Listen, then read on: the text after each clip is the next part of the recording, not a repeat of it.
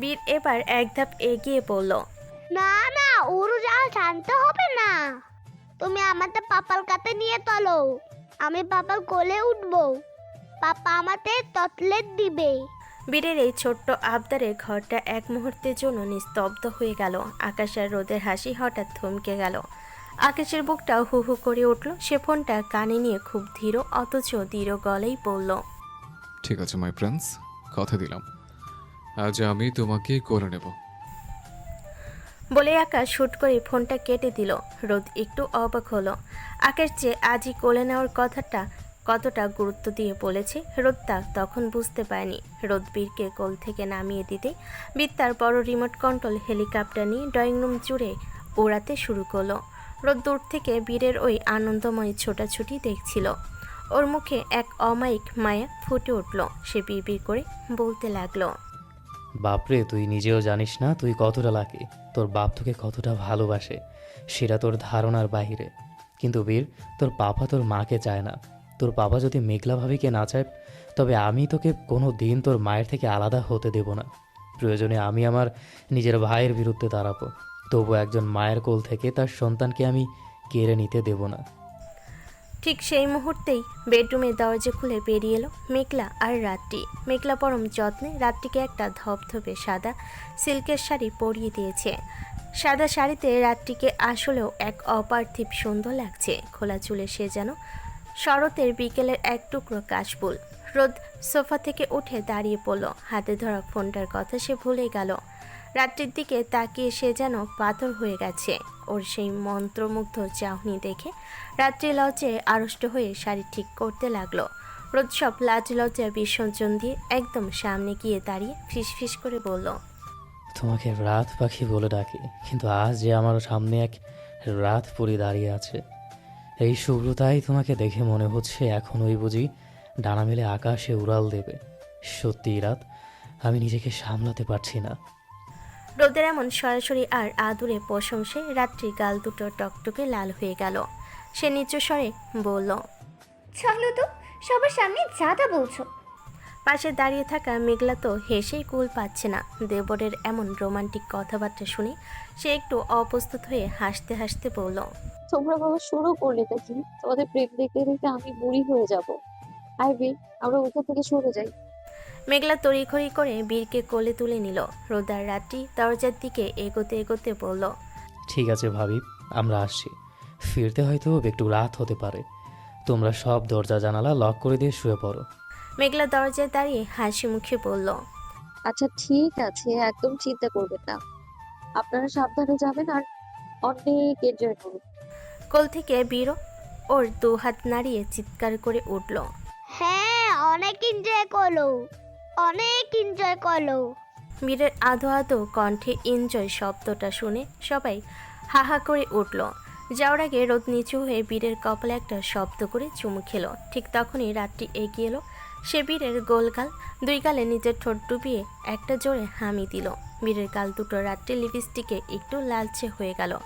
সাথে সাথে বীর রেগে গিয়ে ওর ছোট ছোট হাত দুটো দিয়ে গাল মুছতে শুরু করলো। মুখটা বাংলা পাঁচের মতো করে গম্ভীর গলায় বলল, ধ্যাত, আমার মুখটা কিছু তুমি খাওয়ার জন্য। সবাই তখন দেখে তখন তুদু ফুস করে চুমু খেতে থাকে। আমার গালটা পাতাই গেছে তো।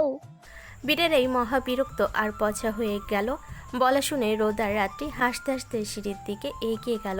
মেঘলাও বীরের ওই পুচকে রাগ দেখে এক জাপটে ধরে হাসতে হাসতে ঘরের ভেতর চলে এলো। পুরো ফ্ল্যাটটা তখন বীরের খুনসুটি আর আনন্দে হাসিতে গমগম করছে।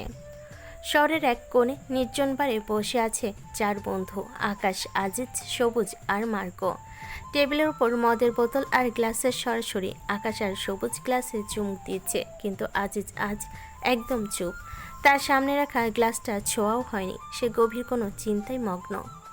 আজিজের মাথায় কেবল একটাই প্রশ্ন ঘুরপাক খাচ্ছে, যদি মেহন আজ মারা গিয়ে থাকে তবে এই মেঘলা মেয়েটাকে?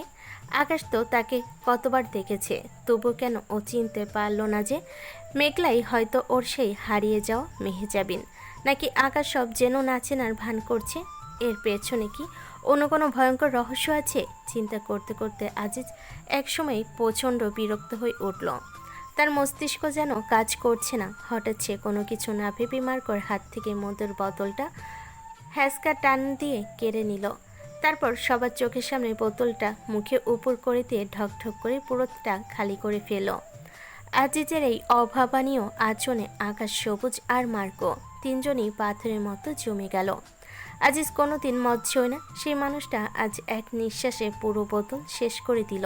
মার্কো বিস্ময়ে চোখ কপালে তুলে বলল, What's wrong with you, Aziz?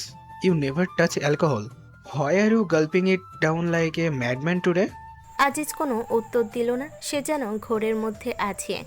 টেবিলের উপর থাকা বাকি মদের বোতলগুলো সে একের পর এক খালি করতে শুরু করলো। তার এই উন্মাদের মতো আচরণ দেখে আকাশ আর সবুজ প্রথমে একটু থতমত খেলেও পরে খুব একটা গুরুত্ব দিল না।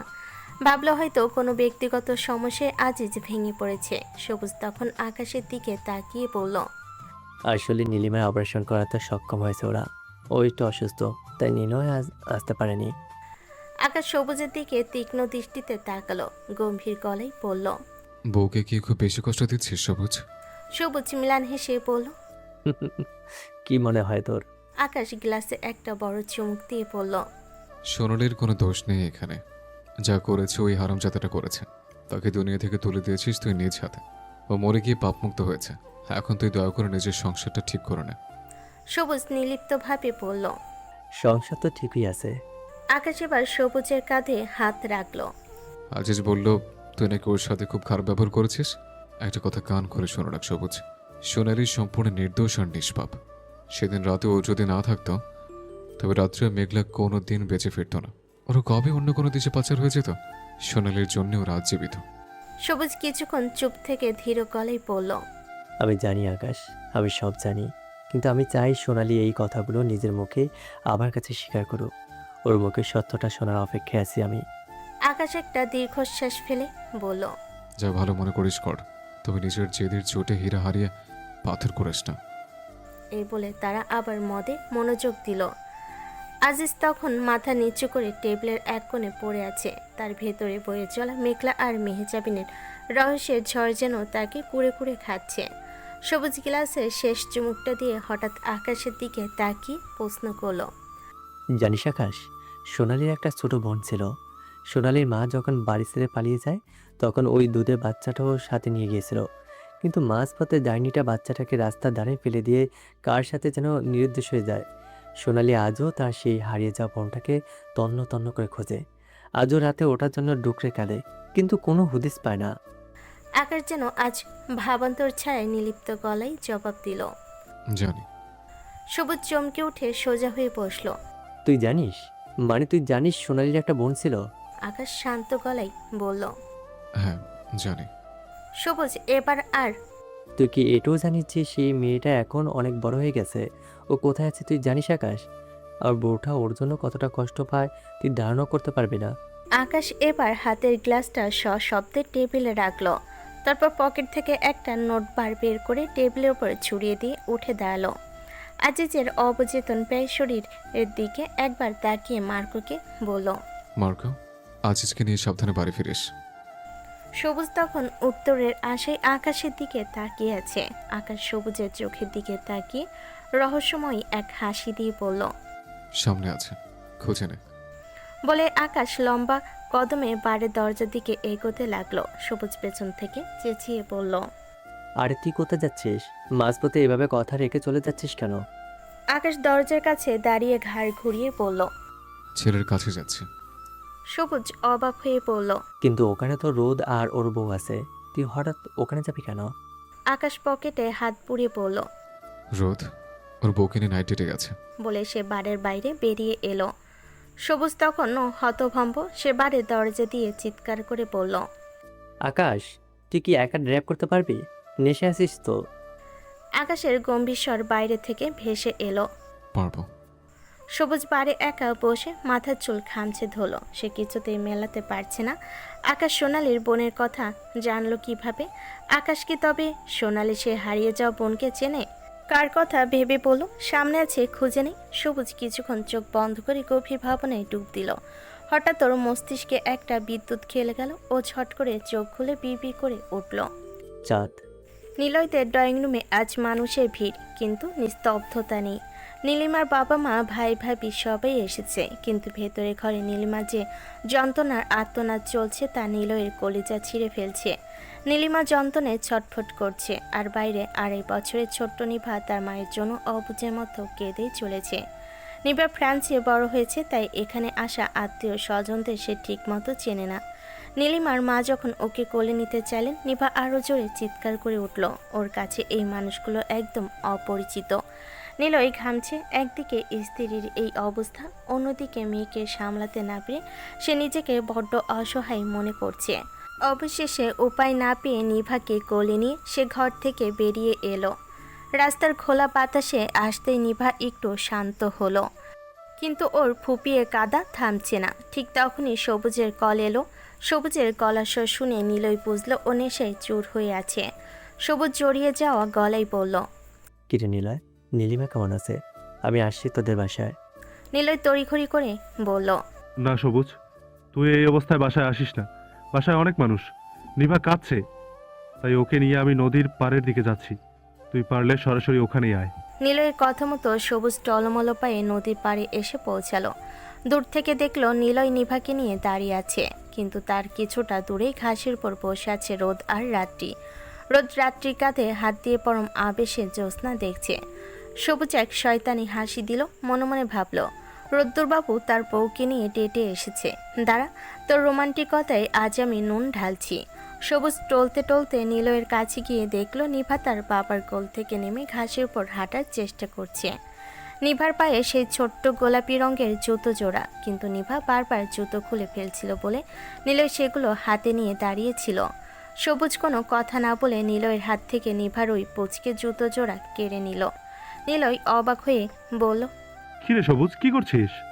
সবুজ নিভার এক পাটি জুতো উঁচিয়ে ধরে মাতাল গলায় বলল, চুপ কর। আজ আমি এই ছোট্ট জুতো দিয়ে রুদ্রবাবুর রোমান্টিকতা জেটিয়ে বিদায় করব। চল আমার সাথে। নিভা তখন চাচ্চু বলে সবুজের পেছনে ছুটতে লাগলো। নিলয় বাধ্য হয়ে নিভাকে কোলে তুলে নিয়ে সবুজের পিছু নিল। সবুজ তখন টলতে টলতে রোদ আর রাত্রির ঠিক পেছনে গিয়ে দাঁড়ালো। রোদ তখন রাত্রিকে একটা কবিতা শোনাতে যাচ্ছিল। ঠিক তখনই সবুজের খ্যাসখ্যাসে গলা ভেসে এলো, ওরে আমার মজনু রে, এখানে বসে রাত পরীর সাথে কাব্য চর্চা হচ্ছে, আর এদিকে আমার বউ ছাড়া করছে।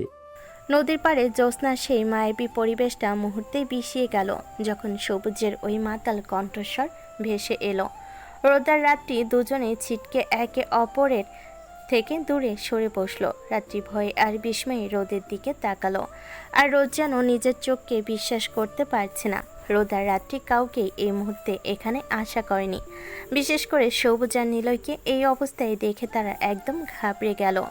রোদের মাথায় তখন হাজারটা দুশ্চিন্তা কাজ করতে শুরু করলো। সে মনে মনে ভাবলো, সর্বনাশ, আমি তো এদের সামনে বলেছিলাম যে আমি কোনোদিন আমার বউকে দেখিনি বা চিনি না।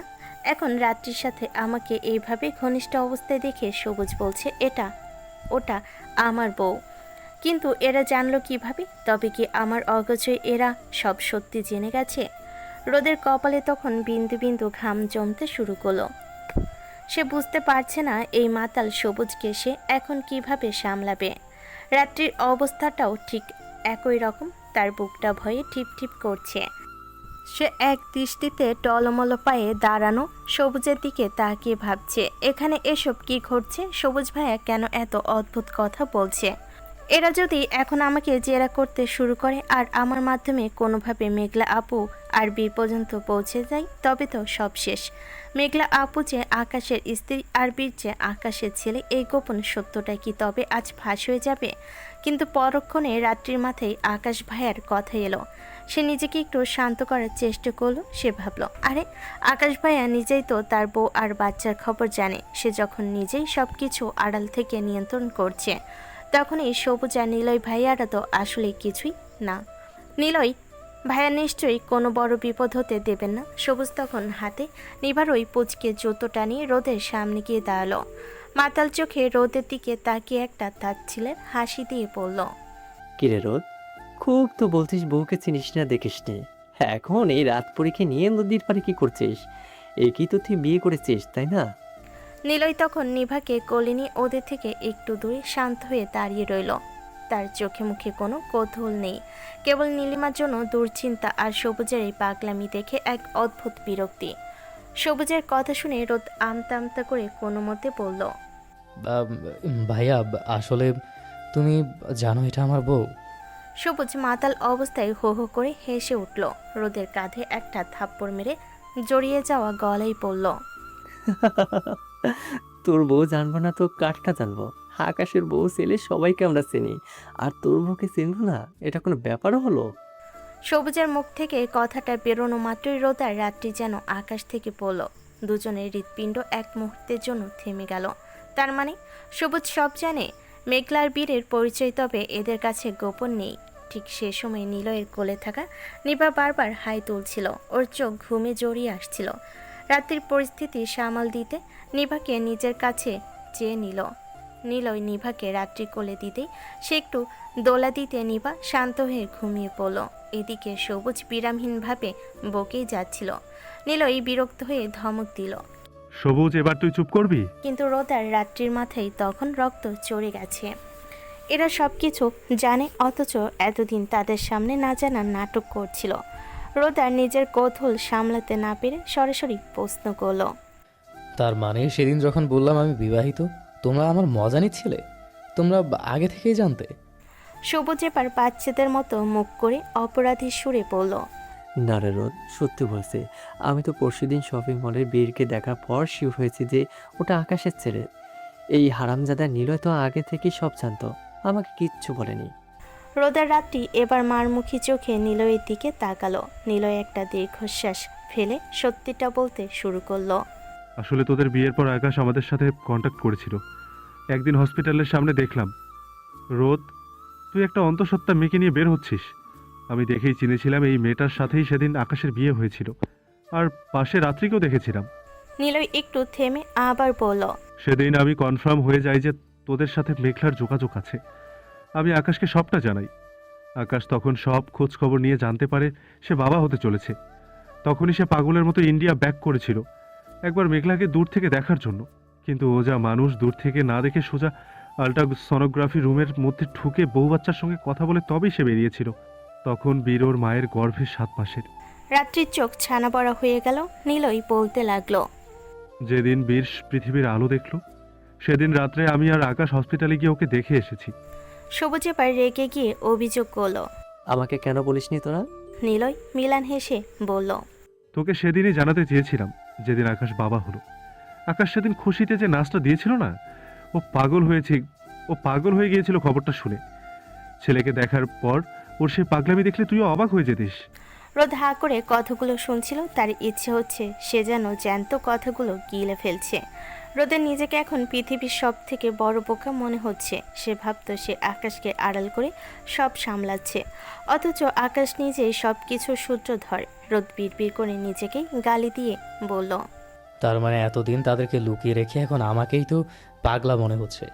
ভাইয়া সবই জানতো। সবুজের কথা শুনে রোদ দিশেহারা হয়ে বলল, ভাইয়া যদি প্রথম থেকে সবটাই জানতো তাহলে এখনো কেন এমন পাথরের মতো হয়ে আছে? কেন সে এদের মেনে নিচ্ছে না? সবুজ মাতাল গলায় ঘাসের উপর বসতে বসতে বলল, আরে রোদ, আকাশ তো বীরকে চায়, কিন্তু ওর মাকে চায় না। এই কথাটা রোদ আগে থেকে জানতো, কিন্তু রাত্রি এবার সত্যি বিরক্ত হলো। একই কথা সে বারবার শুনে আছে, বাচ্চাকে চায় কিন্তু মাকে চায় না। রাত্রি রাগত স্বরে বলল, বাচ্চাকে চাই কিন্তু মাকে চায় না কেন? এটা কি কোনো যুক্তি হলো? রোদ এবার নিলয়ের দিকে তাকিয়ে সরাসরি প্রশ্ন করলো, নিলয় ভাই, তুমি কি জানো এর আসল কারণটা কি? ভাইয়া কেন ভাবিকে চায় না? নিলয় একটু ইতস্তত করে বলল, হয়তো কিছুটা জানি, কিন্তু পুরোটা না। আবার আমি যা জানি সেটা নিয়ে শিওরও নই, তাই এখনই কিছু বলতে পারছি না। সবুজ তখন মদের ঘরে বিড়বিড় করতে লাগলো, আকাশ শুধু মেজাবিনকে চায়, ওই জায়গায় সে অন্য কাউকে বসাতে পারবে না। রাত্রি এবার নিজেকে আর ধরে রাখতে পারলো না, চিৎকার করে বলে উঠল, কিন্তু মেঘলাই তো মেহে যাবেন, এটা কেন উনি বুঝে না? রাত্রির কথা শেষ হতে না হতে নিলয় আর সবুজ একসাথে বলে উঠল, হ্যাঁ, সেটা তো আমরা জানি, তুমি জানো, এখানে সবাই জানে। রোদ আর রাত্রি এবার যেন জ্যান্ত ভূত দেখলো। তারা দ্বিতীয়বার বড়সড় ধাক্কা খেলো। রোদ অস্পষ্ট স্বরে বলল, মানে তোমরাও জানো যে ভাবি মেহে যাবেন? নিলয় মাথা নেড়ে হ্যাঁ বলতে যাবে অমনি সবুজ নেশার তোড়ে ঝপাস করে মাটিতে পড়ে গেল। নিলয় কোনো মতে সবুজকে টেনে তুলে গাড়ির দিকে নিয়ে যেতে যেতে রোদের উদ্দেশ্যে বলল, রোদ, আমি যদি ভুল না হই তবে তোর ভাইও জানে যে মেঘলাই মেহজাবিন, কিন্তু এর মাঝে এমন একটা ঘটনা আছে যেটার জন্য মেঘলা আকাশের কাছে আসতে চায় না, আর আকাশ মেঘলাকে তার জীবনে জায়গা দিতে পারছে না। নিলয়ের এই শেষ কথাটি রোদ আর রাত্রির মাথার উপর দিয়ে চলে গেল। নিলয় রাত্রিকে উদ্দেশ্য করে বলল, রাত্রি, একটু কষ্ট করে নিভাকে গাড়ির কাছে দিয়ে এসো, আমি ওই মাতালটাকে সিটে ফেলি। রাত্রির যান্ত্রিক মানুষের মতো নিভাকে নিয়ে সামনে এগোতে লাগলো। রোদ যেন কোনো এক গভীর গোলক ধাঁধায় হারিয়ে গেছে। তার চারপাশে কি ঘটছে সে কিছুই বুঝতে পারছে না। সে মনে মনে ঠিক করলো আজই আজিজ ভাইয়ের কাছে যাবে, তাকে গিয়ে সব জিজ্ঞেস করবে। আকাশ ভাইয়া কেন এমন করছে আমাকে জানতে হবে। রোদ যখন অস্থিরভাবে এদিক ওদিক হাঁটছে তখন গাড়ির ভেতর থেকে নেশার ঘরে থাকা সবুজ বলে উঠল, রোদ, তোর ভাই কিন্তু এখন তোর ফ্ল্যাটে গেছে ওর ছেলে আর বউয়ের সাথে দেখা করতে। কথাটা শোনা মাত্রই রোদ চমকে উঠল। সে দ্রুত ফোন বের করে বড় বাড়িতে তার মায়ের কাছে কল করলো। রানী বেগম ফোন ধরতে রোদ হাঁপাতে হাঁপাতে জিজ্ঞেস করলো, মা, ভাইয়া কি বাড়ি ফিরেছে? রানী বেগম শান্ত গলায় বললেন, না তো বাবা, আকাশ তো এখনো বাড়িতে ফেরেনি। রোদের বুকটা ধক করে উঠল। তার মানে সবুজ ঠিকই বলেছে। সে তৎক্ষণাৎ আকাশকে কল দিল। রিং হতে লাগলো। একবার, দুইবার, তিনবারের মাথায় কলটা রিসিভ হলো, কিন্তু ওপার থেকে আকাশের গম্ভীর কণ্ঠস্বর নয়, বরং আধো আধো মিষ্টি কণ্ঠ ভেসে এলো। হ্যালো, আঙ্কেল এখন ঘুমাতে, পরে ফোন করো। আমি এই মোবাইলে প্লেন উড়াচ্ছি। গাড়ির পেছনের সিটে নেশায় বুঁদ হয়ে থাকা সবুজকে কোনো মতে শুইয়ে দিল নিলয়। ওদিকে রোদের কানে তখনও বীরে সেই আধো আধো কথাগুলো বাজছে। আমি এই মোবাইলে প্লেন উড়াচ্ছি। কলটা কেটে যাওয়ার পর রোদ পাথরের মতো দাঁড়িয়ে রইল। ওর হাত কাঁপছে। নিলয় সোজা হয়ে দাঁড়িয়ে একটা লম্বা শ্বাস নিল। রোদের কাঁধে হাত রেখে মিলান হেসে বলল, রোদ, আজ আর তোদের ফ্ল্যাটে যাওয়ার দরকার নেই, তোরা আজ কোনো হোটেলের স্টে কর। আকাশকে আজ ওর ছেলের সাথে থাকতে দে, জীবনের এই মুহূর্তটা ওর খুব দরকার ছিল। রোদ তখনও ঘোরের মধ্যে। সে নিলয়ের চোখের দিকে তাকিয়ে আচমকা প্রশ্ন করল, নিলয় ভাই, একটা কথা সত্যি করে বলো তো, তোমরা আসলে কিভাবে নিশ্চিত হলে যে মেঘলা আর মেহজাবিন একই মানুষ? নিলয় একটু চুপ থেকে শান্ত গলায় বলল, ওটা আমার অনুমান ছিল রোদ, কিন্তু তুই যখন আজ বলছিস তখন হয়তো এটাই সত্যি। নিলয়ের এই ভাষা উত্তর রোদের মনোপুত হলো না। সে কিছুটা বিরক্ত হয়েই বলল, নিলয় ভাই, হেয়ালি করো না তো, পরিষ্কার করে বলো। তোমরা যদি নিশ্চিত নাই হও তবে একটু আগে ওভাবে জোর দিয়ে কেন বললে যে তোমরা সব জানো? নিলয় এবার রোদের মুখোমুখি দাঁড়ালো। নদীর হিমেল হাওয়া ওর চুলে দোলা দিচ্ছে। নিলয় ধীরে স্থিরভাবে বলতে শুরু করলো, শোন রোদ, মেহজাবিনকে নিজ হাতে আমি সবুজ আর আকাশ কবরে শুইয়ে দিয়ে এসেছি। আমাদের চোখের সামনে তাকে মাটি দেওয়া হয়েছে, তাই যুক্তি বলে মৃত মানুষ ফিরে আসে না। আর গত কয়েক বছরে আকাশের সাথে মেঘলার যতবার দেখা হয়েছে, মেঘলা কখনোই স্বীকার করেনি যে সে মেহজাবিন। তাহলে আমরা বিশ্বাস করি কিভাবে? রোদ ভুরুকুচকে বলল। তবে যে বললে তোমরা জানো। নিলয় একটা রহস্যময় হাসি দিল। বললাম, কারণ আমাদের একটা অদ্ভুত পর্যবেক্ষণ ছিল। মেঘলার ছোঁয়ায় আকাশের কখনো কোনো শারীরিক সমস্যা হয়নি। তুই কি ভুলে গেছিস আকাশের সে অদ্ভুত অসুখের কথা? ডাক্তার পরিষ্কার বলেছিল আকাশের ব্রেন এমনভাবে সেট হয়ে আছে যে একমাত্র মেহজাবিনের সংস্পর্শে এলেই সে সুস্থ থাকবে। বাকি পৃথিবীর যে কোনো নারীর ছোঁয়া লাগলে আকাশ অসুস্থ হয়ে পড়বে, তার অ্যালার্জি হবে, দম বন্ধ হয়ে আসবে। নিলয় রোদের দিকে এক কদম এগিয়ে এলো। এখন বিষয়টা দেখ, যদি মেঘলা মেহজাবিন না হয় তবে তো ডাক্তারের কথা ভুল প্রমাণিত হচ্ছে। কারণ মেঘলার সাথে আকাশের শারীরিক সান্নিধ্য হয়েছে, কিন্তু আকাশের তো কিছু হয়নি। তার মানে আকাশের ব্রেন যাকে মেহজাবিন হিসেবে চিনে রেখেছে, মেঘলা হচ্ছে সেই নারী। এর বাইরে আর কোনো ব্যাখ্যা নেই। রোদের কপালে চিন্তার ভাঁজ পড়ল। নিলয় আবার বলল, ঘটনাটা এখন দুদিকে যাচ্ছে। হয় মেঘলাই মেহজাবিন, যেটা আমরা বিশ্বাস করতে চাইছি না, আর তা না হলে আকাশ আসলে আরও বেশি অসুস্থ হয়ে গেছে। তার ব্রেন হয়তো এখন ভুল মানুষকে মেহজাবিন হিসেবে সিগন্যাল দিচ্ছে। এখন প্রশ্ন হলো, আকাশ কি সত্যি সুস্থ হচ্ছে, নাকি সে আরও বড় কোনো মানসিক গোলক ধাঁধায় হারিয়ে যাচ্ছে? নিলয়ের শেষ কথাগুলো রোদের মাথার উপর দিয়ে গেল। সে শুধু ফ্যাল ফ্যাল করে তাকিয়ে রইল। রোদ বুঝতে পারছে না এটা কি কোনো মিরাক্কেল নাকি এক ভয়ঙ্কর ট্র্যাজেডির শুরু। নদীর পাড়ে ঘাসের উপর ছিচি পোকার ডাক যেন আরও অস্পষ্ট হয়ে উঠল। রোদের দুশ্চিন্তা কমছে না, বরং নিলয়ের হেয়ালি ওকে অস্থির করে তুলছে। রোদ হঠাৎ নীলয়ের হাতটা খামচে ধরল। ওর চোখে মুখে এক অদ্ভুত জেদ। রোদ কাঁপা কাঁপা গলায় প্রশ্ন করলো, নিলয় ভাই, আসলে সেদিন কি হয়েছিল? কেন আকাশ ভাইয়া মেহেজাবিনকে নিজের হাতে কবর দিল? কেন তোমরা ভাবিকে ফিরে পাওয়ার কথা কল্পনা করতে পারো না? প্লিজ সত্যিটা বলো। নিলয় নদীর ঘোলা জলের দিকে তাকিয়ে নিষ্প্রাণভাবে হাসল। ওর দু চোখে এখন হসপিটালের সাদা করিডর নয়, বরং বহু বছর আগের এক সোনালি রোদে মাখা অতীত ভেসে উঠছে। নিলয় ধীর গলায় বলতে শুরু করলো, অতীত। আসলে ঘটনাটা শুরু হয়েছিল ওই দিন থেকে। না ওই ঘটনা ঘটতো, আর না আজ আমাদের জীবনে এমন দুর্দিন আসতো। তখন আমাদের একটা কিডস প্যারাডাইস কিন্ডারগার্টেন স্কুল আর ছোট্ট একটা কিডস কেয়ার সেন্টার ছিল।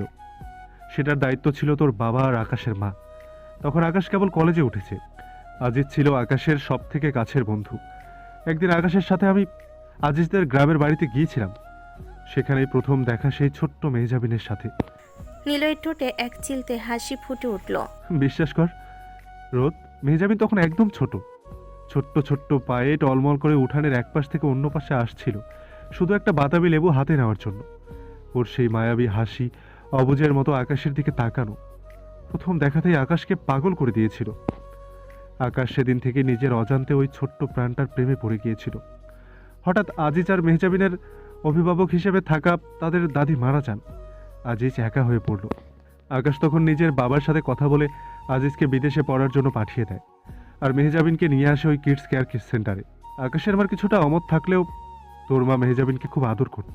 তোর বয়স তখন হয়তো 9-10 বছর। মেহজাবিনকে যখন কিডস কেয়ারে রাখা হলো, তখন আমি আর আকাশ রেগুলার সেখানে যেতাম। আকাশ আর আমি গ্র্যাজুয়েশন কলেজে পড়তাম, আর সবুজ তখন পাইলট ট্রেনিং নিচ্ছিল। ও ফ্লাইং স্কুলে ব্যস্ত থাকতো বলে খুব একটা সময় পেত না, কিন্তু মেহজাবিন ছিল আমাদের সবার চোখের মণি। কিছুদিনের মধ্যেই মেহজাবিন তার মিষ্টি ব্যবহারে আকাশের মায়ের মন জয় করে ফেলেছিল। আকাশ তখন থেকে প্রতিজ্ঞা করেছিল, বড় হলে মেহজাবিনকেই ও নিজের ঘরণী করে বাড়িতে আনবে। নিলয় রোদের দিকে তাকিয়ে গম্ভীর গলায় বলল, তুই তো আকাশকে চিনিস রোদ। ও ছোটবেলা থেকেই এক কথার মানুষ, আর সবকিছুর উপরে ওর একটা বিশেষ গুণ ছিল। ও কোনোদিন নারীকে অসম্মান করা সহ্য করতে পারত না। আকাশ বিশ্বাস করত, যে পুরুষ একজন নারীকে সম্মান দিতে জানে না, তার এই পৃথিবীতে বেঁচে থাকার অধিকার নেই। এই নীতিবোধটাই আজ আকাশকে এক অদ্ভুত স্ট্রং পার্সোনালিটি দিয়েছে। আকাশের সেই মেহজাবিনের প্রতি ভালোবাসা ছিল নিঃস্বার্থ, কিন্তু ভাগ্যের পরিহাসে সব ওলটপালট হয়ে গেল। নিলয় কথা থামিয়ে দিল। ওর জল শক্ত হয়ে আসছে। অতীতের সেই মধুর স্মৃতি এখন তিক্ততায় রূপ নিতে যাচ্ছে। রোদ রুদ্ধশ্বাসে তাকিয়ে আছে নিলয়ের দিকে। এরপর কি হয়েছিল? কিডস কেয়ারের সেই পবিত্র দিনগুলো কিভাবে শ্মশানে পরিণত হলো? নিলয়ের কণ্ঠস্বর এবার ধরা দিয়ে এলো। মনে হচ্ছে বহু কষ্টে সে নিজের ভেতরের আগ্নেয়গিরিটাকে চেপে রাখার চেষ্টা করছে। রোদের দিকে তাকিয়ে সে বলতে লাগলো, সেদিন রাতে কথা হয়েছিল যে পরের দিন কলেজ শেষ করে আমরা মেহজাবিনকে পাকাপাকিভাবে আমাদের তালুকদার বাড়িতে নিয়ে আসব। মেহজাবিন তখন আমাদের সবার প্রাণ। ওর জন্য আমি, সবুজ আর আকাশ মিলে সারা দিন শপিং করেছিলাম। মনে আছে? আকাশ ওর জন্য একটা নীল রঙের ছোট্ট ফ্রক আর একজোড়া রূপোর বালা কিনেছিল। ওটা পরলে ওকে ঠিক একটা নীল পরীর মতো লাগতো। পরদিন সকালে কলেজে যাওয়ার আগে আমি আর আকাশ দুজনে মিলে পরম যত্নে ওই জামা আর বালাগুলো মেহজাবিনকে পরিয়ে দিয়েছিলাম। মেহজাবিন তো খুশিতে আত্মহারা। ও খিলখিল করে হাসতে হাসতে দৌড়ে যাচ্ছিল আকাশের মাকে দেখাতে। আমরা ভাবলাম ও তো অফিস রুমেই যাচ্ছে, তাই আমরা আমাদের কলেজের প্রজেক্ট ওয়ার্ক নিয়ে একটু ব্যস্ত হয়ে পড়লাম। বলতে বলতে নিলয়ের চেহারায় এক অভাবনীয় পরিবর্তন আসতে শুরু করলো। ওর সেই শান্ত মুখটা মুহূর্তেই পাথরের মতো শক্ত হয়ে গেল। কপালে আর গলার রোগগুলো সাপের মতো ফুলে উঠতে লাগলো। চোখের মণি দুটো রক্তবর্ণ ধারণ করেছে, যেন ওই চোখ দিয়ে এখন আগুনের ফুলকি ঠিকরে বেরোবে। নিলয় দাঁতে দাঁত চেপে গঙ্গানির মতো গলায় পড়ল, অনেকক্ষণ হয়ে যাওয়ার পরেও যখন মেহজাবিন ফিরে আসছিল না, তখন আমি ওকে ডাকতে অফিস রুমের দিকে গেলাম। করিডোর দিয়ে হাঁটার সময় চারপাশটা কেমন অস্বাভাবিক নিস্তব্ধ মনে হচ্ছিল। আমার বুকটা তখন কুড়াক দিচ্ছিল রোদ, পা দুটো যেন এগোতে চাইছিল না। নিলয়ের সারা শরীর তখন থরথর করে কাঁপছে। ও রোদের হাতটা এমনভাবে খামছে ধরল যে রোদের হাড় মরমর করে উঠল। নিলয়ের ঘন ঘন নিঃশ্বাসের শব্দে নিস্তব্ধ নদীর পাড় যেন প্রকল্পিত হচ্ছে। ও হাতের মুষ্টি শক্ত করে আকাশের দিকে তাকিয়ে এক চিৎকার দেওয়ার চেষ্টা করলো, কিন্তু গলা দিয়ে কেবল এক অমানসিক আর্তনাদ বেরিয়ে এলো। রাগে আর ঘৃণায় নিলয়ের জল আটকে গেছে। ও বিড়বিড় করে বলতে লাগলো, অফিস রুমের দরজাটা একটু ফাঁক করা ছিল রোদ। আমি ভেতরে যা দেখলাম সেই দৃশ্যটা দেখার আগে কেন আমার মৃত্যু হলো না? নিলয়ের আগে এতটাই হিতাহিত জ্ঞান হারিয়ে ফেলল যে পাশে থাকা একটা মরা গাছের ডালে সজোরে খুশি মারল। ওর হাত দিয়ে রক্ত ঝরছে, কিন্তু সেদিকে ওর কোনো ভ্রুক্ষেপ নেই। ওর দৃষ্টি এখন সেই অতীত হস্তান্তর দৃশ্যটার দিকে স্থির হয়ে আছে, যা দীর্ঘ 11 বছর ধরে ওকে প্রতি রাতে তিলে তিলে মেরে ফেলেছে। নিলয়ের চোখের মণি দুটো রক্তবর্ণ ধারণ করেছে। সে রোদের কলারটা শক্ত করে চেপে ধরে দাঁতে দাঁত চেপে বলতে লাগলো, আমি দেখলাম মেঝের উপর আকাশের মা, আমাদের আন্টি, উলঙ্গ আর রক্তাক্ত অবস্থায় অচৈতন্য হয়ে পড়ে আছে। আর ঠিক তার পাশেই দাঁড়িয়ে সেই নরপশু, সেই জানোয়ারটা, কুত্তার বাচ্চা। রোদ, তোর নিজের জন্মদাতা বাবা আনিস তালুকদার, শালার বায়েনচোদ। রোদের পায়ের নিচ থেকে যেন মাটি সরে গেল। সে অস্পষ্ট স্বরে বলল, না, এটা হতে পারে না।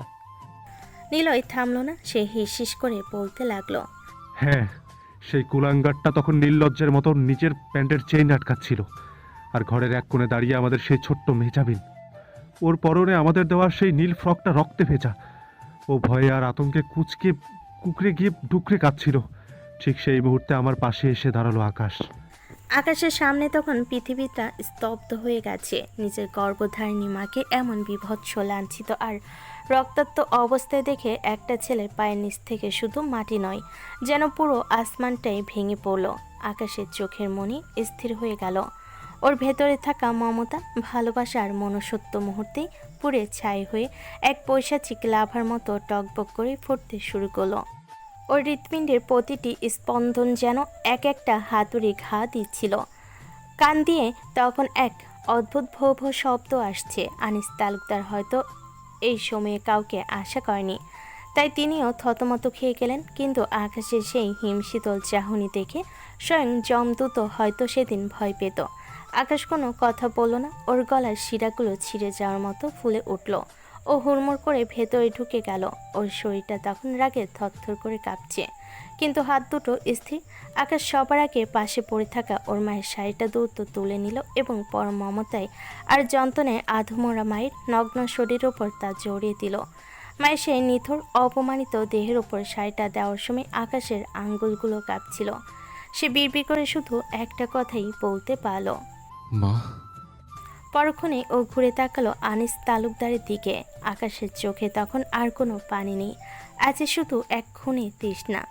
সে আজ আর আনিস তালুকদারের ভাতৃপুত্র নয়, সে আজ এক নরকের দূত, যে তার মায়ের অপমানের শোধ নিতে তৈরি। নিলয়ের মুখ থেকে নিজের জন্মদাতা পিতার এই পৈশাচিক আচরণের বর্ণনা শুনে রোদের পায়ের নিচের মাটি যেন এক নিমিষে ধসে গেল।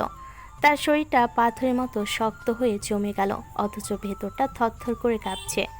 এক মুহূর্ত আগেও যে মানুষটাকে সে নিজের আদর্শ ভাবত, যা রক্ত তার ধমনীতে বইছে, সেই আনিস তালুকদার এমন এক জঘন্য নরপশু ছিলেন। রোদের চোখের সামনে এখন সব কিছু ঝাপসা হয়ে আসছে। তার কান ভোঁ ভোঁ করছে। মনে হচ্ছে চারপাশের বাতাস থেকে অক্সিজেন ফুরিয়ে গেছে। সে অস্পষ্ট স্বরে শুধু বলতে চাইল, না, এটা হতে পারে না।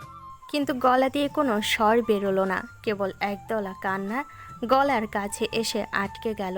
নিজের বাবার প্রতি এক তীব্র অসহ্য ঘৃণা রোদের প্রতিটি শিরা উপশিরায় বিষের মতো ছড়িয়ে পড়েছে।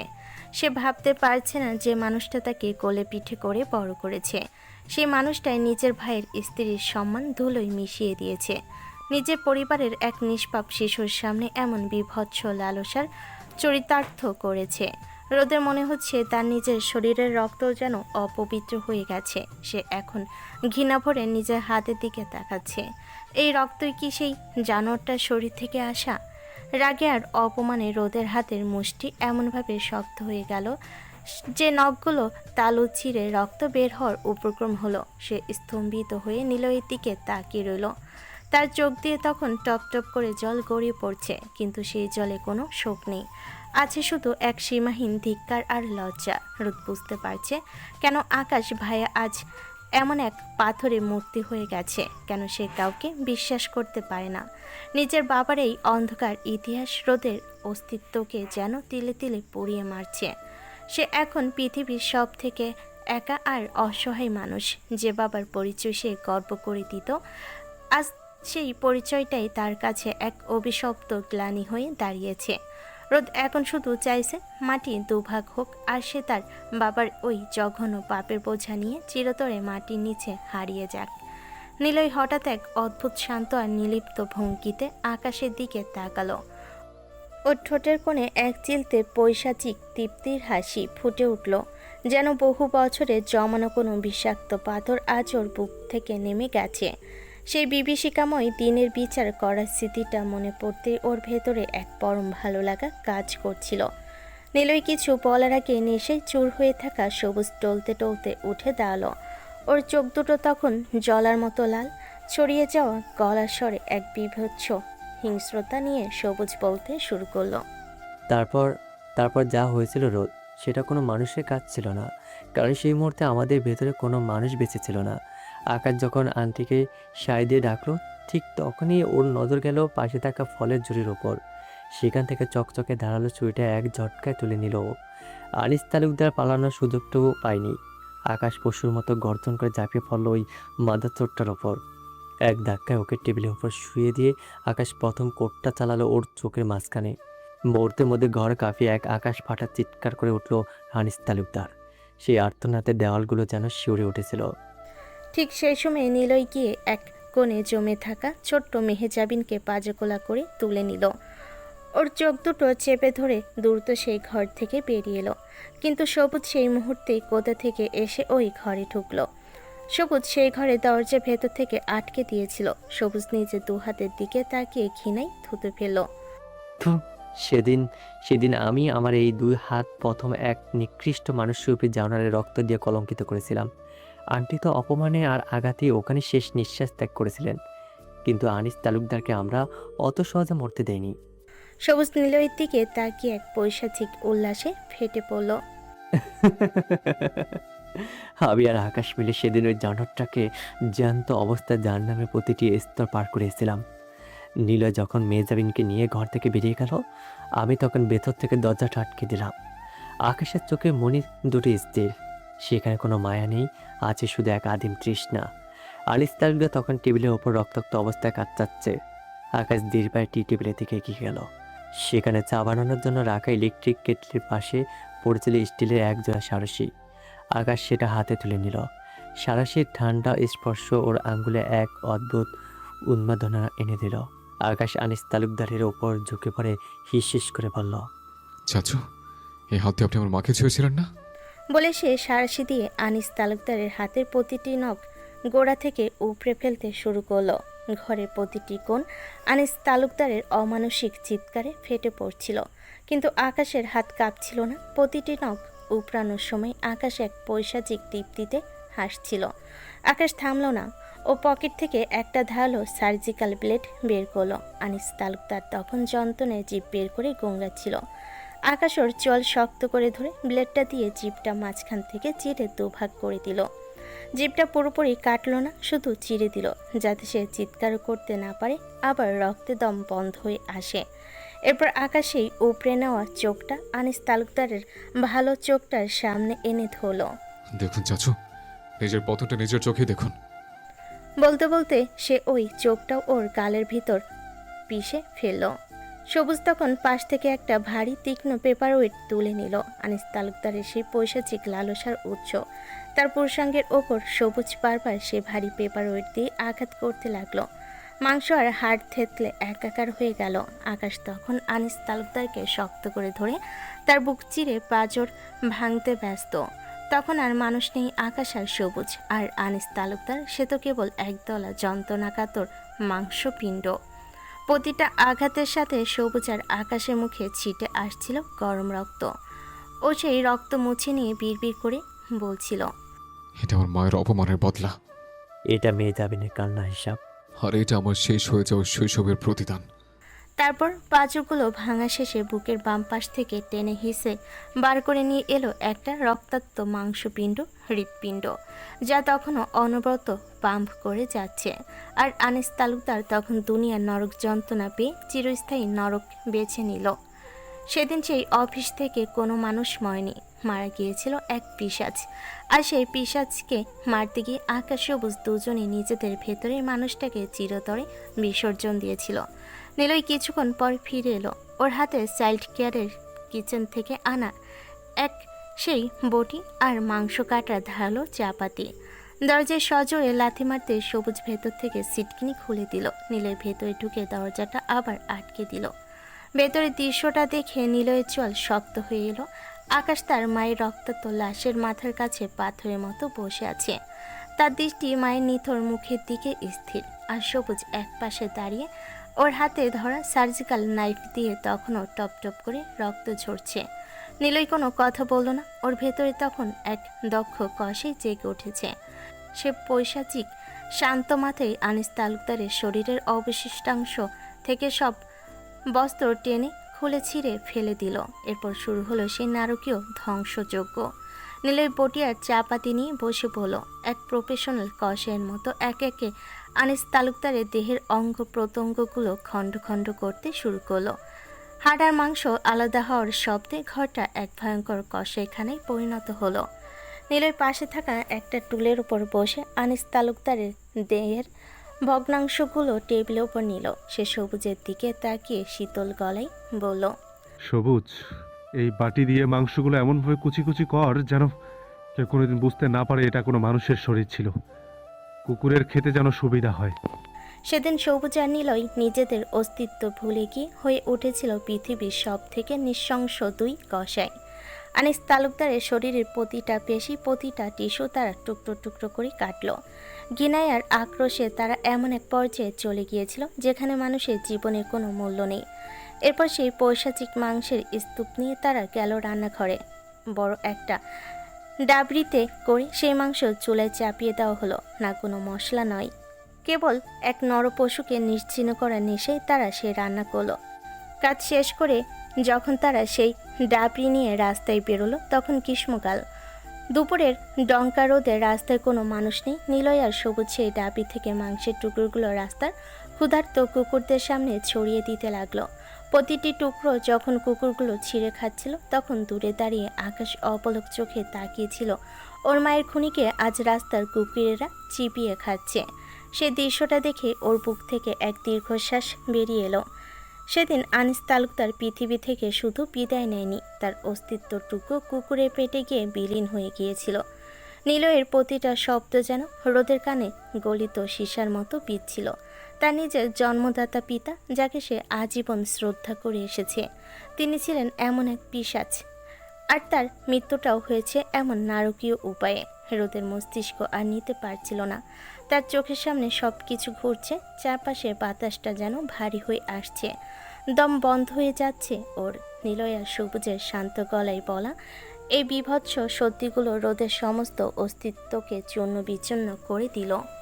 সে আর এক মুহূর্ত দাঁড়িয়ে থাকতে পারল না। পাশে দাঁড়িয়ে থাকা রাতটিকে ও এক মরণপণ শক্তিতে জড়িয়ে ধরল, যেন রাতটি এই মুহূর্তে তার একমাত্র খড়কুটো, যা তাকে এই পাপের সাগরে ডুবে যাওয়া থেকে বাঁচাতে পারে। রোদ রাত্রির কাঁধে মুখ লুকিয়ে হাউমাউ করে কেঁদে উঠল। সে কান্নায় কোনো শব্দ নেই, আছে শুধু এক বুক ফাটা আর্তনাদ। রোদের সারা শরীর থরথর করে কাঁপছে। ও রাত্রির জামাটা খামচে ধরে পিড়পিড় করে বলতে লাগলো, রাত, আমি এই জানোয়ারটার রক্ত নিজের শরীরে বয়ে বেড়াচ্ছি। আমি পিশাচের সন্তান। কেন আমি মরলাম না রাত? কেন আমি এই সত্যি শোনার জন্য বেঁচে আছি? রাত্রি স্তব্ধ হয়ে দাঁড়িয়ে আছে, তার নিজের চোখেও জল, কিন্তু সে রোদকে সামলানোর ভাষা হারিয়ে ফেলেছে। রোদের এই বুক ফাটা কান্না নদীর ধারে সেই নিস্তব্ধতাকে চিরে খান খান করে দিচ্ছিল। নিলয় আর সবুজ পাথরের মূর্তির মতো দাঁড়িয়ে সেই কান্না দেখছে। তারা জানতো এই বিষ রোদের রক্তে আজীবন জ্বলবে। ঠিক যেমনটা তাদের গত 2.5 বছর ধরে পুড়িয়ে মারছে। রোদের কান্না থামছে না, বরং তা এক পৈশাচিক হাহাকারে রূপ নিল। সে আজ শুধু তার বাবাকে হারায়নি, সে তার পরিচয়, তার গর্ব এবং তার পুরো পৃথিবীকে হারিয়েছে। রাত্রি এতক্ষণ পাথরের মতো দাঁড়িয়ে সব শুনছিল। সে কাঁপা কাঁপা গলায় প্রশ্ন করলো, কিন্তু মেহেজাবিন, আপনারা মেহেজাবিনকে মৃত অবস্থায় কখন দেখলেন? ও তো ঘরে কাঁদছিল। নিলয় নদীর জলের দিকে তাকিয়ে এক দীর্ঘশ্বাস ফেল। ওর চোখ দুটো আবার ভিজে উঠেছে। সে বলল, আমি ওই ধাঁধাটা আজও মেলাতে পারি না রাত্রি।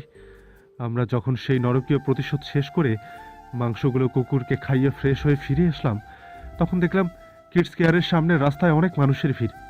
আমরা 3 জন দৌড়ে গেলাম সেখানে গিয়ে দেখলাম আমাদের সেই ছোট্ট মেহজাবিন, ওর মাথার উপর দিয়ে কোনো এক পাষণ্ডের গাড়ি চলে গেছে। মুখটা পুরো থেতলে গেছে, ও অপুর হয়ে সেখানে পড়েছিল। আমাদের দেওয়া সেই নীল ফ্রকটা তখন ধুলো আর রক্তে মাখা। নিলয় আর বলতে পারল না। সে হাউমা করে কেঁদে উঠল। সবুজ নিলয়ের কাঁধে হাত রেখে শক্ত গলায় বলল, আমাদের অনুপস্থিতিতে সেখানে কিছু একটা ঘটেছিল যা আমরা আজও জানি না। মেহজাবিন ঘর থেকে বেরোনো কিভাবে আর গাড়িটাই বা তাকে পিষে দিল কেন, সেই রহস্য আজও অমীমাংসিত। রোদ চোখ মুছে প্রশ্ন করলো, কিন্তু এরপর কি হলো? পুলিশ বা বড় মাল লাশ আর ওই জানোয়ারটা যে নিখোঁজ হয়ে গেল, কেউ কোনো প্রশ্ন করলো না? সবুজ দীর্ঘশ্বাস ফেলে বলল, না, সবটা আকাশে বাবা সামলে নিয়েছিলেন। তিনি কিভাবে কি করেছিলেন আমরা জানি না। শুধু জানি ঘটনা কয়েক ঘন্টার মধ্যে আকাশকে আলেকজান্ড্রিয়াতে পাঠিয়ে দেওয়া হলো, আমাকে ফ্রান্স আর সবুজকে দুবাই। সবাইকে জানানো হলো আকাশ সেখানে তার চাচ্চুর সাথে থাকতে গেছে, আর রটানো হলো এক ভয়াবহ কার অ্যাক্সিডেন্ট, আকাশের মা মারা গেছেন। রাত্রি অবাক হয়ে বলল। সবাই এত সহজে বিশ্বাস করে নিল? সবুজ মিলান হেসে বলল, আঙ্কেলের প্রভাব অনেক ছিল। তিনি হয়তো আমাদের ভবিষ্যতের কথা ভেবেই সবটা ধামাচাপা দিয়েছিলেন। রোদ প্রশ্ন করলো, বড় আব্বা তোমাদের কোনো প্রশ্ন করেছিলেন? না, তিনি আমাদের কিছু জিজ্ঞেস করেননি, তবে তার সেই নীরবতা আমাদের বুঝিয়ে দিয়েছিল তিনি সব জানেন, কিন্তু কোনো এক অদ্ভুত কারণে সবাইকে বাঁচাতে চেয়েছেন। নিলয় চোখের জল মুছে বলল, সেদিন থেকে মেহজাবিন আমাদের কাছে এক মৃত নাম, কিন্তু আজ যখন মেঘলাকে দেখি আমাদের সেই পুরনো ক্ষতগুলো আবারও টাটকা হয়ে ওঠে। মেঘলা যদি মেহজাবিন হয়, তবে সেদিন কি হয়েছিল সেখানে শুধু এটা জানাই বাকি। আর এর উত্তর পেয়ে গেলে আকাশের একটা সুন্দর সংসার হবে, না হলে ওর নিজের ছেলে কেড়ে নিয়ে আলেকজান্দ্রিয়া ফিরবে। হঠাৎ নিস্তব্ধ নদীর পাড় চিরে গাড়ির ভেতর থেকে নিভার তীব্র কান্নার শব্দ ভেসে এলো।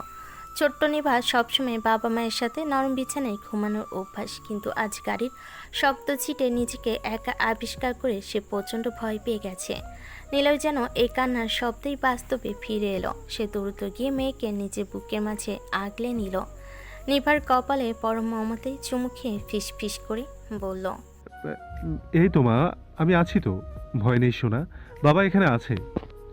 নিভাকে শান্ত করে নিলয় রোদের দিকে তাকালো। ওর চোখে তখন আর সেই খুনি সত্তা নেই, আছে কেবল একরাশ ক্লান্তি। নিলয় রোদের চোখের দিকে সরাসরি তাকিয়ে বলল, আশা করি তোর আর কিছু জানার নেই রোদ। আমাদেরও নতুন করে আর কিছু বলার শক্তি অবশিষ্ট নেই। 11 বছর ধরে এই বিষয়টা বয়ে বেড়াচ্ছি। আজ বলতে গিয়ে মনে হচ্ছে আমরা আবার সেই নরকেই দাঁড়িয়ে আছি। এখানে কিছুক্ষণ বস, শান্ত হ, একটু পানি খা। আমি তোদের জন্য পাশের একটা হোটেলের রুম ঠিক করে দিচ্ছি, আর সেখানেই চলে যা। আকাশকে বাধা দিস না রোদ, আজ ওকে ওর ছেলের সাথে একটু নিভৃতে থাকতে দে। ওর সারা জীবনের হাহাকার হয়তো আজ ওই ছোট্ট বীর মিটিয়ে দেবে। পাশ থেকে সবুজ নির্লিপ্ত গলায় বলল, হ্যাঁ রোদ, এখন একটু একা থাকা দরকার, আমি আবার বাড়ি ফিরবো। সবুজ আর নিলয় নিভাকে নিয়ে গাড়ি স্টার্ট দিল। গাড়ির ধোঁয়া আর অন্ধকারের মাঝে তারা মিলিয়ে গেল। রেখে গেল কেবল রোদকে। রোদ নদীর পাড়ে সেই আদিম অন্ধকারের মাঝে একা দাঁড়িয়ে রইল। ওর চারপাশে এখন কোনো শব্দ নেই, শুধু বুকের ভেতর এক পৈশাচিক হাহাকার। যে পিতাকে ও শ্রদ্ধা করত, তার বিভৎস রূপ আর আকাশ ভাইয়ের সেই নারকীয় প্রতিশোধের গল্প ওকে যেন এক জীবন্ত লাশে পরিণত করে দিয়েছে। রোদ আকাশের দিকে মুখ করে বালুর ওপর বসে পড়ল। ওর দুচোখ বেয়ে নোনা জল গড়িয়ে পড়ছে। এ জল শোকের নয়, এ জল এক অন্তত গ্লানির। রাতের বুকটাও আজ ফেটে যাচ্ছে রোদের এই আর্তনাদ দেখে। সে রোদকে আরও শক্ত করে জড়িয়ে ধরল, যেন নিজের সমস্ত শক্তি দিয়ে আগলে রাখতে চাই ওকে। রাত্রির চোখের জল রোদের চুলে মিশে একাকার হয়ে যাচ্ছে। রাত্রি ফিস ফিস করে কাপা গলায় বলল, রোদ, প্লিজ নিজেকে এভাবে শেষ করে দিও না। বাবার পাপের ভাগিদার তুমি নও। তোমার ধমনীতে কার রক্ত বইছে, তার চেয়ে বড় কথা হলো তোমার মনে কার আদর্শ আছে। তুমি তো সেই রোদ যে অন্যায় দেখলেই রুখে দাঁড়ায়। ওই জানোয়ারটার কলঙ্ক তোমার উপর আসতে পারে না। আকাশ ভাইয়াদের এই দীর্ঘশ্বাস আর হাহাকারের পাশে তোমাকে এখন পাহাড়ের মতো শক্ত হতে হবে। তুমি ভেঙে পড়লে এই অভিশপ্ত অতীত যে আমাদের সবাইকে গিলে খাবে। নিজেকে শান্ত করো রোদ, তোমাকে এখন শক্ত হতে হবে। রোদের কান্নার শব্দটা হঠাৎ করে এক পৈশাচিক হাসিতে রূপ নিল। সে রাত্রির কোল থেকে মাথা তুলে আকাশের দিকে তাকিয়ে পাগলের মতো হাসতে শুরু করলো। সে হাসিতে কোনো আনন্দ নেই, আছে কেবল এক ভয়াবহ উন্মাদনা। রাত্রি ভয় পেয়ে গেল। সে রোদের কাঁধ ধরে ঝাঁকুনি দিয়ে বলল, রোদ, তুমি ভাবে হাসছো কেন? কি হয়েছে তোমার? রোদ হাসতে হাসতে চোখ দিয়ে জল গড়িয়ে পড়ছে। সে ধরা গলায় বলল, নিলয় ভাইয়া আর সবুজ ভাইয়া অনেক সত্যি কথাই বললেন রে রাত, কিন্তু একটা ছোট্ট কথা তারা মিস করে গেছেন। ওনারা হয়তো বলতে পারেননি অথবা বলতে চাননি। এই বলে রোদ আবার অট্ট হাসিতে ফেটে পড়ল। রাত্রি হতবাক হয়ে তাকিয়ে রইল। রোদের এই রূপ সে আগে কখনো দেখেনি। সে রুদ্ধশ্বাসে জিজ্ঞেস করল, কি কথা? কোন সত্যিটা ওনারা বলেনি রোদ? রোদ এবার হাসি থামিয়ে একদম নিস্তব্ধ হয়ে গেল। ওর চোখের মণি দুটো স্থির হয়ে গেছে। সে ফিসফিস করে রাত্রির কানের কাছে মুখ নিয়ে বলল, বড় মা সেই মুহূর্তে মারা যাননি রাত্রি। বড় মা তখন আধমরা হয়ে পড়েছিলেন ঠিকই, কিন্তু তার নিঃশ্বাস তখনও চলছিল। রাত্রির চোখ দুটো ছানা বড়া হয়ে গেল। রোদ একটা দীর্ঘশ্বাস ফেলে শূন্য দৃষ্টিতে তাকিয়ে বলল, কিন্তু আকাশ ভাইয়ার ভেতর তখন আর কোনো পুত্র ছিল না, ছিল এক আদিম রক্তের নেশায় মত্ত এক খুনি সত্তা। আকাশ ভাই এক পরম তৃপ্তি নিয়ে অতি যত্ন সহকারে বড়মার গলার উপর ছুরিটা চালিয়ে দিয়েছিল। কোনো ঘৃণা থেকে নয়, বরং এক পৈশাচিক আত্মা তৃপ্তির নিজের গর্ভধারিণী মাকে নিজে হাতে জবাই করেছিল। সেই মুহূর্তে রক্তের সেই উষ্ণতা আর ছটফটানি আকাশ ভাইয়াকে এক অলৌকিক শান্তি দিচ্ছিল।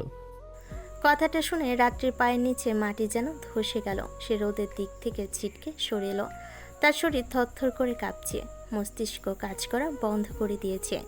সে অস্পষ্ট স্বরে শুধু বলতে পারল, কি বলছো তুমি এসব? নিজের মাকে নিজের হাতে? রোদ, তুমি কি পাগল হয়ে গেলে? রাত্রি রোদের দিকে তাকিয়ে এক চরম বিভীষিকা অনুভব করলো। সে বুঝতে পারছে না সে কি কোনো মানুষের সামনে দাঁড়িয়ে আছে নাকি কোনো প্রেতাত্মার সামনে। আকাশের এই রূপের কথা চিন্তা করতে রাত্রির দম বন্ধ হয়ে আসছে। সে রোদের চোখে মুখে এক অদ্ভুত প্রশান্তি দেখতে পেল, যা তাকে আরও বেশি আতঙ্কিত করে তুলল। নদীর পাড়ে এখন গভীর রাত, চারপাশ নিঝুম, শুধু বাতাসের শনশন শব্দ কানে লাগছে। বসন্তের শেষ আর গ্রীষ্মের শুরুর এই সময়টাতে বাতাসে এক অদ্ভুত শিরশিরানি আছে, যা শরীরের ভেতর এক ঠান্ডা আতঙ্ক জাগিয়ে তোলে।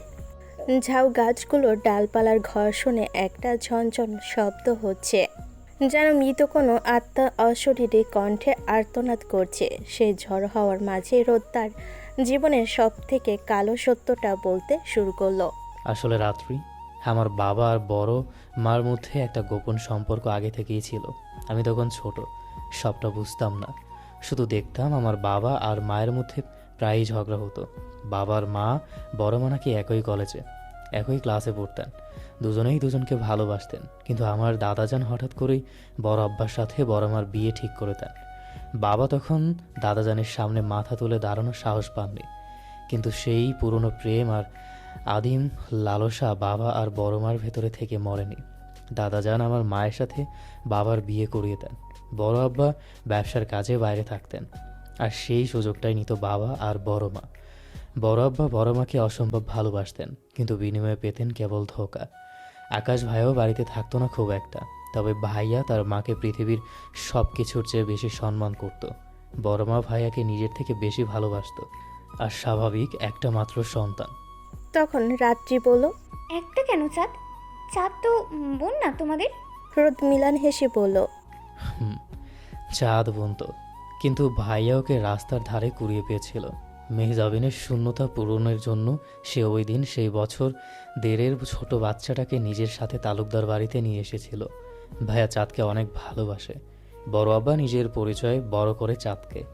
রোদের গলাটা এবার ধরে এলো। সেই বিকালের কথা আমার আজও মনে আছে। একদিন স্কুল থেকে আকাশ ভাইয়া আমাকে নিয়ে বাড়ি ফিরছিল।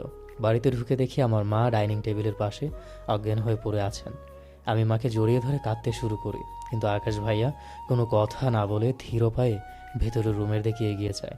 ভাইয়া সেদিন নিজের চোখে তার মা আর আমার বাবাকে অপ্রীতিকর অবস্থায় দেখেছিল। নিজের জন্মদাত্রী মা যাকে সে দেবীর মতো ভক্তি করত, তাকে অন্যের বিছানায় দেখে আকাশ ভাইয়া পাথর হয়ে গেছিল। ওই দিন থেকেই ভাইয়ার সেই বিরল মানসিক রোগের সূচনা। ভাইয়া কাউকেই কিছু বলেনি, এক ফোঁটা কান্নাও করেনি, শুধু আগ্নেয়গিরির মতো সবটা নিজের ভেতরে চেপে রেখেছিল। ছলনাময়ী নারী জাতিকে ভাইয়া ঘৃণা করতে শুরু করে। তাই বলে গোটা নারী সমাজকে ভাইয়া ঘৃণা করে না। ভাইয়া তাদেরকেই ঘৃণা করে যারা কাউকে না কাউকে ঠকিয়ে নিজে সুখী আছে। রোদের চোখের মণি দুটো এবার তপ্ত হয়ে উঠল। নিলয় ভাইয়া বা সবুজ ভাইয়া যা বলেছে তার বাইরেও সেদিন অফিসে আরও কিছু ঘটেছিল যা কেউ জানে না। ভাইয়া সেদিন শুধু প্রতিশোধ নিতে চায়নি, ও চেয়েছিল ওই কলঙ্কটাকে চিরতরে মুছে দিতে।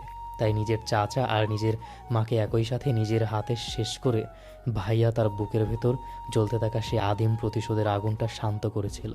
রাত্রি সবটা শোনার পরও একটা জায়গাতে মেলাতে পারছিল না। সে রোদের দিকে এক পা এগিয়ে এসে রুদ্ধশ্বাসে প্রশ্ন করলো, রুদ, তুমি বললে আকাশ ভাইয়া সেদিন মেহেজাবিনকে কোলে করে ঘর থেকে বের করে দিয়েছিল, কিন্তু এরপর যে ছোট্ট মেহেজাবিনের লাশ পাওয়া গেল আর আজ আমাদের সামনে মেঘলা হয়ে যে ফিরে এলো, এর মাঝখানের সময়টাতে আসলে কি ঘটেছিল?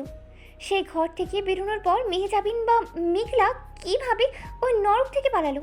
আর ওই লাশটাই বা কার ছিল? রোদের চোখের দৃষ্টি তখন অনেক দূরে, যেখানে নদীর কালো জল অন্ধকারের সাথে মিশে একাকার হয়ে গেছে। সে এক রহস্যময় শান্ত গলায় বলল, এর উত্তর আমার কাছে নেই রাত। এর উত্তর জানে কেবল একজনই, যিনি আজ 11 বছর ধরে এই প্রলয়ঙ্কারী সত্যিটাকে পাথর হয়ে নিজের বুকের ভেতর চেপে ধরে আছেন। উত্তরটা জানে বড় আব্বা, জসিম তালুকদার। রাত্রি স্তব্ধ হয়ে দাঁড়িয়ে রইল। বাতাসে শস্য শব্দে মনে হলো সেই নামটা যেন চারপাশের অন্ধকারে প্রতিধ্বনিত তুলছে। জসিম তালুকদার কি তবে শুরু থেকে জানতেন মেঘলা বেঁচে আছে, নাকি তার আড়ালেই ঘটে গিয়েছিল আরও বড় কোনো খেলা? রাত্রি এবার অবিশ্বাসের দৃষ্টিতে রোদের দিকে তাকালো। তার গলা স্বর কাঁপছে। সে ধীর গলায় প্রশ্ন করলো, তার মানে রুদ, তুমি আগে থেকেই সব জানতে? তুমি জানতে তোমার বাবা আর বড় মা? রোদ মাথা নিচু করে মিলান হাসলো। সে হাসিতে একরাশ অন্ধকার মাখানো। সে ফিসফিস করে বলল, না রাত, আমি সবটা জানতাম না, তবে এটুকু বুঝতে পারতাম যে আমার আব্বা আর বড় মার মধ্যে কোনো একটা ঝামেলা চলছিল। ছোটবেলায় আমি শুধু এটুকুই জানতাম, আমার বড় মা আর আব্বা একে অপরকে ভালোবেসে বিদেশে পালিয়ে গেছে। আমি ভাবতাম তারা সমাজ আর পরিবারের লোকলজ্জার ভয়ে দেশ ছেড়েছে। আমি শুধু জানতাম বড় মা মারা গেছেন আর আকাশ ভাইয়া তাকে নিজ হাতে মেরেছেন। কিন্তু তাদের মৃত্যুটা যে এতটা নারকীয় ছিল, এই সত্যটা আমি মাত্রই জেনেছি। আমি কখনো কল্পনাও করতে পারিনি যে আমার আদর্শবান বাবা আসলে এমন এক জঘন্য জানোয়ার মতো মৃত্যুবরণ করেছেন। আমি শুধু বড় মার মৃত্যুর খবরটা জানতাম, কিন্তু ওই পৈশাচিক ইতিহাসের প্রতিটা রক্তবিন্দু যে আমার চেনা জানা মানুষগুলোর হাতে মাখা, সেটা আমার ধারণার বাইরে ছিল। রাত্রি স্তব্ধ হয়ে গেল। সে বুঝতে পারল রোদ শুধু কলঙ্কের বোঝা নয়, এক বিশাল মিথ্যার পাহাড়ও বয়ে বেড়াচ্ছিল এতদিন। সত্যের এই নগ্ন রূপ রোদকে পুরোপুরি ভেঙে চূর্ণ বিচূর্ণ করে দিয়েছে। নদীর পাড়ে সেই বিভীষিকা পেছনে ফেলে নিলয় যখন সবুজকে নিয়ে তার বাড়ির সামনে পৌঁছালো, তখন ঘড়িতে রাত 1:30। সবুজ এখন অনেকটাই স্বাভাবিক, কিন্তু মাথার ভেতরটা এখনও ঝিমঝিম করছে। নিলয় ওকে গেটের সামনে নামিয়ে দিয়ে চলে গেল। ওদিকে সোনালির অবস্থা শোচনীয়। আজ বিকালে সে বাবার বাড়ি থেকে ফিরে এসেছে। বাবার পলিটিক্যাল গ্যাংস্টারদের আড্ডা আর ধোয়ার গন্ধে ওর দম বন্ধ হয়ে আসছিল। তার উপর সবুজের সেই ভয়ঙ্কর হুমকি। সন্ধ্যার মধ্যে না ফিরলে এমন কিছু ঘটবে জাতি কল্পনা করতে পারবে না। সোনালি জানে সবুজ যাতে মাতাল হলো তাহলে ঠিক নিজের কথাই অটল, তাই এক প্রকার বাধ্য হয়ে সে এ বাড়িতে ফিরেছে। সবুজের মা সোনালির সাথে বসে থাকতে চেয়েছিলেন, কিন্তু সোনালি জোর করে ওনাকে ঘুমাতে পাঠিয়েছে। এখন ডাইনিং টেবিলের উপর মাথা রেখে ঝিমুচ্ছে সোনালি। হঠাৎ গেটের সামনে গাড়ির হর্নের শব্দ, ওর তন্দা ছুটে গেল। এসেছেন মহারাজা। রাগে ওর গা জ্বলছে। সবুজ টলতে টলতে কলিং বেলের দিকে হাত বাড়াতে যাবে, ঠিক তখনই হ্যাসকা টানে ভেতর থেকে দরজা খুলে গেল। সামনে রণচণ্ডীর মূর্তিতে দাঁড়িয়ে সোনালি। সবুজ এক মুহূর্তে থমকে গেল। সোনালিকে এই বাড়িতে আশা করেনি ও, কিন্তু নিজেকে সামলে নিয়ে সবুজ একটু বেশি মাতাল হওয়ার ভান করলো। দেওয়াল ধরে দাঁড়িয়ে চোখ ছোট ছোট করে সোনালির আপদমস্তক দেখল সে। তারপর বেসুরো ভাঙ্গা গলা ছেড়ে শুরু করলো।